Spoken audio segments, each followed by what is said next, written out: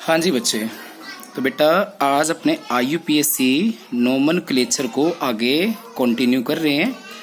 तो बेटा कल मैंने आपको सारे रूल कंप्लीट करवा दिए थे। थोड़ा सा हो सकता है बच्चे आपके मन में अभी इन्फीरियरिटी कॉम्प्लेक्स हो कि हमें IUPAC नेमिंग नहीं आती। तो बेटा कल मैंने आपको एल्केन्स के काफ़ी सारे एग्जाम्पल दिए थे और आज भी देने लग रहा हूँ। ठीक है, एल्केन का जनरल फॉर्मूला क्या होता है? CnH2n प्लस में 2। n की वैल्यू कहाँ से स्टार्ट हो जाती है? 1 से, 1 2 3 एंड सो ऑन। तो एल्केन फैमिली का जो पहला मेंबर होगा बेटा वो CH4 होगा। दूसरा मेंबर क्या होगा बेटा? वो होगा हमारा C2H6। तीसरा C3H8। चौथा हो जाएगा C4H10। उससे आगे हो जाएगा C5H12, C6H14, C7H16 and so on. तो सारे के सारे तो लिखने की आवश्यकता नहीं है। अब बेटा आपको पता है एज यूजुअल कि जो हमारा IUPAC नेम होता है उसके बेटा पार्ट मैंने काफी बारी बता दिए है, बार बार बताने की जरूरत नहीं है। सबसे पहले सेकेंडरी प्रीफिक्स, फिर प्राइमरी प्रीफिक्स, फिर वर्ड रूट, उसके बाद प्राइमरी सफिक्स और सबसे एंड में सेकेंडरी सफिक्स होता है। वर्ड रूट किस पर डिपेंड करता है बेटा? नंबर ऑफ कार्बन एटम्स पर। बस बेटा आज लास्ट दिन है, आज के बाद IUPAC नेम करने की और करवाने की जरूरत नहीं रहेगी आपको। प्राइमरी सफिक्स, सिंगल बॉन्ड हो तो एन लग जाता है, डबल बॉन्ड हो तो ईन लग जाता है, ट्रिपल बॉन्ड हो तो आइन लग जाता है। सेकेंडरी सफिक्स लगता है बच्चों किसके लिए? फंक्शनल ग्रुप के लिए। हमें पंखा बंद कर थोड़ी देर ये। और बेटा अगर रिंग हो तो वर्ड लग जाएगा साइक्लो, और रिंग नहीं है तो ये स्किप हो जाएगा। और मैंने बोला था जो साइड चेन होती है जिसको हम बोलते हैं साइड चेन, या उसी को बोलते हैं बेटा सब्स्टिट्यूएंट। जो सब्स्टिट्यूएंट होते हैं उनके लिए लगता है सेकेंडरी प्रीफिक्स। ठीक है, उसके अलावा एक तो बेटा आपको ये सारी बातें ध्यान में रखनी है और इनके अलावा रूल ध्यान में रखने हैं। अब आपको के सर इतने सारे रूल याद नहीं होंगे तो बेटा याद करने की जरूरत नहीं होती, वो सब हो जाता है। तो बेटा मैंने आपको बताया था कि word root number of carbon पे डिपेंड करता है। तो एक कार्बन हो तो मिथ लगेगा, और सिंगल बॉन्ड है तो एल्केन में एन लगेगा। तो पहले मेंबर का नाम क्या हो जाएगा? मीथेन। दूसरे का नाम हो जाएगा इथेन। फिर हो जाएगा तीसरे का प्रोपेन, क्योंकि 3 कार्बन है ना, प्रोप जमा में एन। फिर हो जाएगा ब्यूटेन। इसी तरह 5 कार्बन के लिए वर्ड रूट होता है पेंट जमा में एन, क्या हो गया? पेंटेन। 6 कार्बन के लिए वर्ड रूट होता है हेक्स जमा एन, हेक्सेन। 7 कार्बन के लिए वर्ड रूट होता है हेप्ट, हेप्ट जमा एन, हेप्टेन। तो आपने देखा बहुत सिंपल है। और बेटा मैंने कल वाली वीडियो में आपको बताया था अगर आप इनको खोल के लिखना चाहो तो खोल के भी लिख सकते हो। जैसे कि मैं ब्यूटेन को लिख रहा हूँ, ब्यूटेन को अगर मैं लिखना चाहूँ तो 4 कार्बन है, 1 2 3 4। सबसे पहले ये कंपलसरी होता है कि आप सभी कार्बनों को सिंगल बॉन्डेड कर दो, सिंगल बॉन्ड से जोड़ दो। उसके बाद अब आपको पता है बेटा टोटल हाइड्रोजन है 10।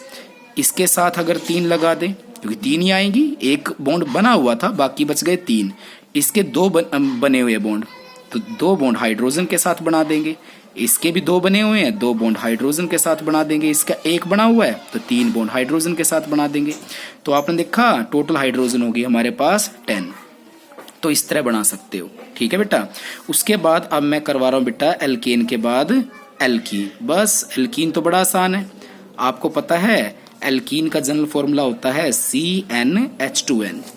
तो इसमें ध्यान रखना, इसमें n का मान 1 से स्टार्ट हो जाता है, लेकिन एल्कीन में आपको पता है एल्कीन में कार्बन कार्बन के बीच में एटलीस्ट 1 डबल बॉन्ड होना जरूरी है। तो मतलब अगर 1 डबल बॉन्ड होना जरूरी है तो मतलब 2 कार्बन होने जरूरी है। तो मतलब यहाँ पर n का मान कहाँ से स्टार्ट हो जाएगा? 2 से। तो पहला मेंबर देखो बेटा इसका क्या हो जाएगा? C2H4।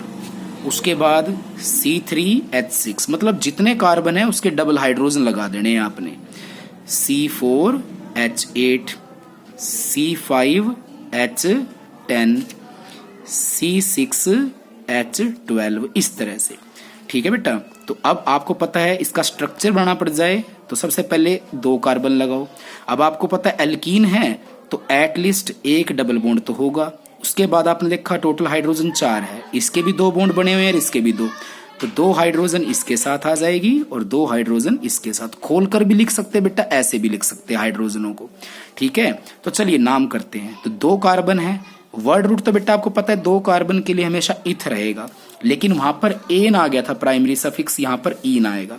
तो नाम क्या हो जाएगा? इथीन। उससे आगे क्या नाम हो जाएगा बेटा? अगले का हमारा प्रोपीन। उससे अगला 4 कार्बन वाला है तो ब्यूटीन। 5 कार्बन वाला है तो क्या हो जाएगा? पेंटीन। 6 कार्बन वाला है तो क्या हो जाएगा? हेक्सीन। चलिए ठीक है बेटा, इसी तरह एल्काइन का भी रहेगा, कंफ्यूज नहीं होना। अब मैं कुछ एग्जांपल करवाता हूँ रैंडमली, जिससे आपको ज्यादा कॉन्फिडेंस आएगा आईयूपीएससी नेम का।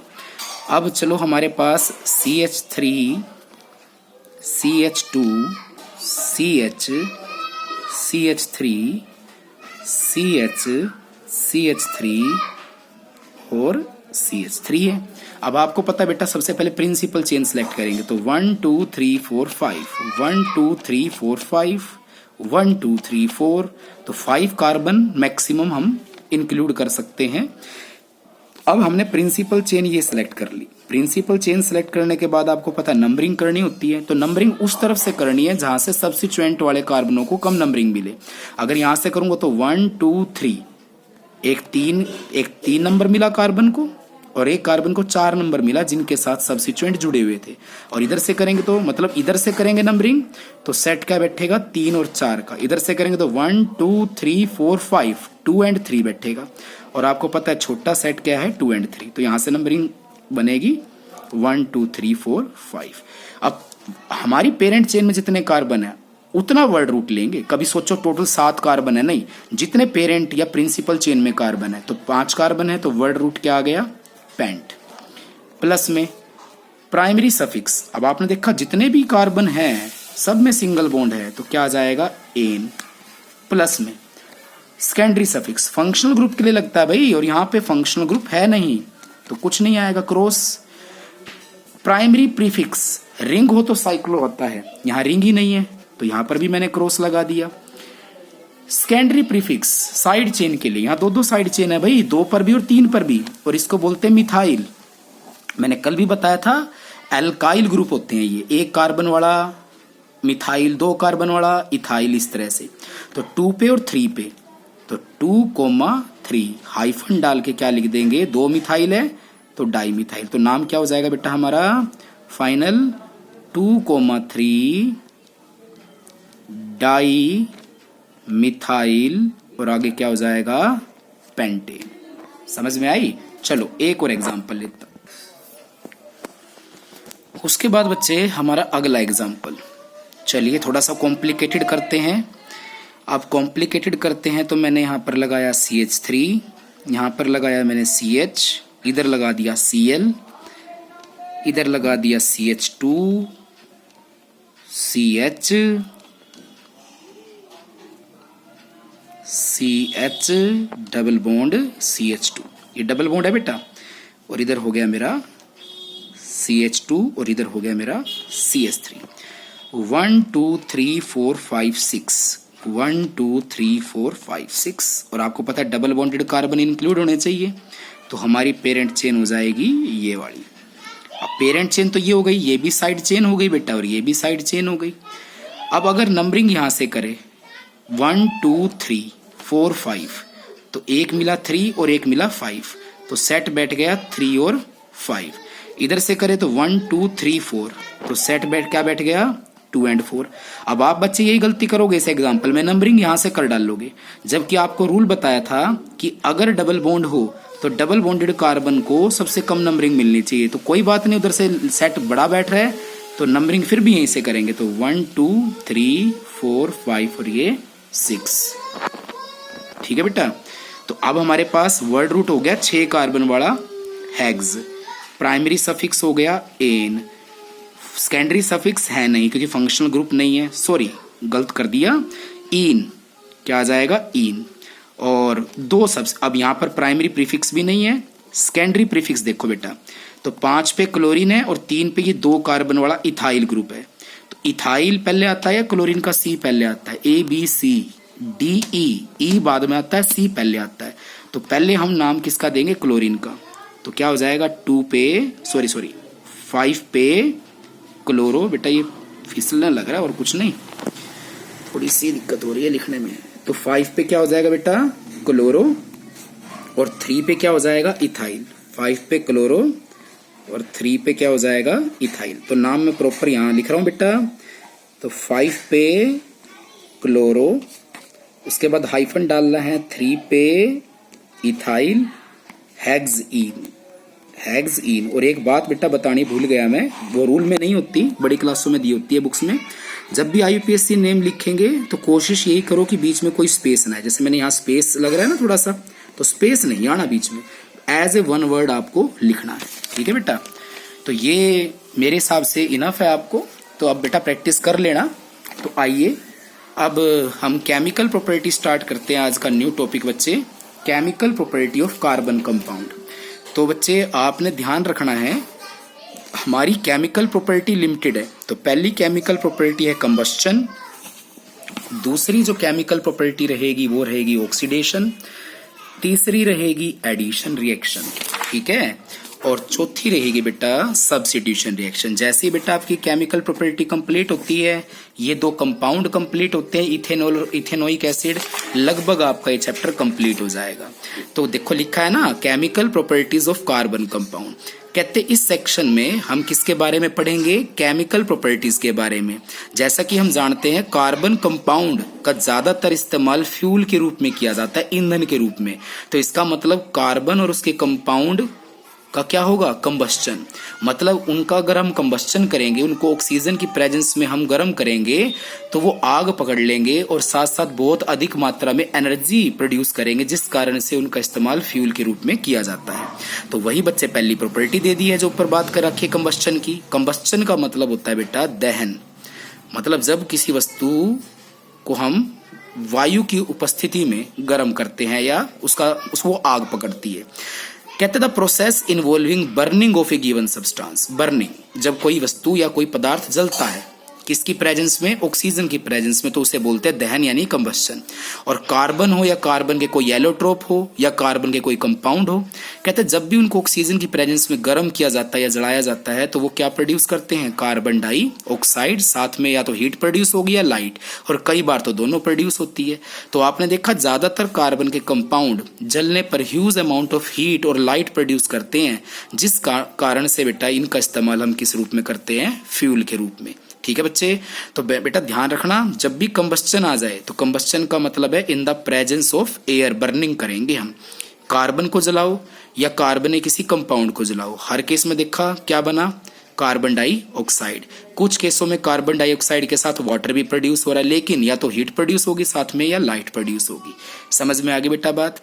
तो आपने एक चीज नोट करी कि जितने भी कार्बन के कंपाउंड है वो बहुत अच्छे ईंधन है, क्योंकि उनको जलाने पर हमें हीट मिलती है या लाइट मिलती है। आइए एक एक्टिविटी करते हैं। कहते हैं take some well known carbon compound, जैसे कि कपूर ले लो, कैम्फर, या बेटा जो फिनाइल की गोलियां आप कपड़ों में डालते हो उनको फिनाइल की गोलियां नहीं बोलते, वो नेप्थलीन की गोलियां होती है, या बेटा शराब के अंदर डलने वाला इथाइल अल्कोहल लो। ये तीनों ही कार्बन के कंपाउंड है, और इन तीनों कार्बन के कंपाउंडों को चम्मच में ले लो, और चम्मच में लेने के बाद इनको बर्न करो, इनमें आग लगाओ बर्नर की सहायता से, मोमबत्ती की सहायता से। तो आप नोट करोगे कि ये तीनों ही कार्बन के कंपाउंड है, ये तुरंत आग पकड़ लेंगे। ठीक है, आग पकड़ लेंगे बच्चे। And find weather burning of compound is accompanied by formation of smoke और नॉट। और बेटा ये जब तीनों कार्बन कंपाउंडों को आप जलाओगे तो आग तो पकड़ लेंगे। कहते जब ये आग पकड़ लेंगे तो देखो क्या ये धुआं प्रोड्यूस कर रहे हैं। Next, place a metal plate above the flame. अब एक तो इन तीनों चीजों को जला के देखो, और एक क्या करो, मेटल की प्लेट ले लो, पत्ती ले लो, उसको जला के देखो। तो बेटा आप पाओगे जितने भी कार्बन के कंपाउंड होते हैं ना, जलने पर वो क्या प्रोड्यूस करते हैं, धुआं प्रोड्यूस करते हैं। पता है ऐसा क्यों होता है, बहुत मेन चीज है। कहते हैं जब भी आप नेप्थलीन, कैम्फर को या किसी भी कार्बन के कंपाउंड को जलाएंगे हम, तो स्मोक प्रोड्यूस होती है। ऐसा क्यों होता है बेटा, देखो सभी को तो नहीं कहूंगा मैं, लेकिन ऑलमोस्ट कार्बन के कंपाउंड ऐसे है जो जलते वक्त काले रंग का धुआं देते हैं। ऐसा इसलिए होता है, देखो लिख रखा है ना, जबकि अल्कोहल को जलाएंगे तो स्मोक प्रोड्यूस नहीं होती, जबकि नैप्थलीन और कैम्फर को जलाएंगे तो स्मोक प्रोड्यूस होगी। ऐसा इसलिए होता है, देखो जलाएंगे तो कुछ में स्मोक प्रोड्यूस होगी, कुछ में नहीं होगी। हाँ, सभी केसेस में ये बात तय है कि हीट और लाइट प्रोड्यूस होगी। लेकिन अब बात ये उठती है कि नैप्थलीन और कैम्फर जब जलते हैं तो काले रंग का धुआं प्रोड्यूस क्यों हो गया? क्योंकि बेटा कहते हैं कुछ कार्बनिक कंपाउंड ऐसे होते हैं बेटा जिनमें कार्बन ज्यादा होता है। कार्बन ज्यादा होने से कार्बन क्या हो जाता है, कंप्लीटली बर्न नहीं हो पाता, कार्बन के अध जले पार्टिकल रह जाते हैं, जिसके कारण से स्मोक प्रोड्यूस होता है। तो आपने ध्यान रखना है, ठीक है बेटा। तो जहां पर कार्बन ज्यादा होगा जिन कंपाउंडों के अंदर और हाइड्रोजन कम होगी, वो काले रंग के धुएं के साथ जलेंगे। उसके बाद बेटा ध्यान रखना, ये जो अगला पहरा मैं करवा रहा हूं, यहां से लेके यहां तक जो मैं बेटा करवाऊंगा, ये बहुत ज्यादा इंपॉर्टेंट है। देखो बच्चे, एक एक्टिविटी दे रखी है, कहते हैं लाइट ए बंसन बर्नर, एक बर्नर जला लो, ठीक है, और बर्नर को अच्छी तरह से एडजस्ट कर लो जलाते वक्त। उसके बाद so as to obtain different type of flame, record your observation and answer the following question. बेटा अब आप अपने गैस को देख लो, जब गैस का जो बर्नर होता है, आपका जो गैस का चूल्हा है उसके ऊपर जो बर्नर होता है, अगर उसके अंदर बहुत सारे छेद होते हैं, अगर उन छेदों को साफ ना करें ना, तो जो आपकी फ्लेम है वो पीले रंग की हो जाती है। और इसलिए आपकी मम्मी उसको समय समय पर साफ करती है, जिसके कारण से आपने देखा होगा जब भी गैस को आप ऑन करते हो ब्लू फ्लेम के साथ वो जलती है। कहोगे सर येलो भी होती है, येलो फ्लेम कम होती है और ब्लू ज्यादा। तो ध्यान रखना बेटा, एक चीज यहां पर लिख के बता रहा हूं, जब भी आपकी कौन सी फ्लेम प्रोड्यूस हो, ब्लू फ्लेम प्रोड्यूस हो, तो समझ लेना उस ईंधन का कौन सा कंबस्चन हो रहा है, कंप्लीट कंबस्चन। और जब भी कैसी फ्लेम प्रोड्यूस हो बेटा, येलो फ्लेम प्रोड्यूस हो, तो समझ लेना उसका कैसा कंबस्चन हो रहा है, इनकम्प्लीट। अंगीठी में देखा होगा बेटा, अंगीठी जब भी जलाते हो तो पीले रंग की ज्वालाएं उत्पन्न होती है, इसका मतलब वहां पर कंप्लीट कंबस्चन नहीं हो रहा। वहां पर जहां जहां बेटा पीले रंग की फ्लेम होगी वहां इनकम्प्लीट कंबस्चन होगा। और साथ साथ ध्यान रखना, जहां येलो फ्लेम होगी एक तो इनकम्प्लीट कंबस्चन होगा, साथ साथ बेटा वहां पर आपको धुआं भी जरूर नजर आएगा। तो बेटा जो हमारे एल्केन होते हैं, सैचुरेटेड हाइड्रोकार्बन, जिनका फॉर्मूला मैंने आपको कई बार बता दिया है, CnH2n+ में 2 होता है, कहते हैं ये बड़े ही अच्छे ईंधन है, क्लीन फ्लेम के साथ जलते हैं, ब्लू फ्लेम के साथ जलते हैं।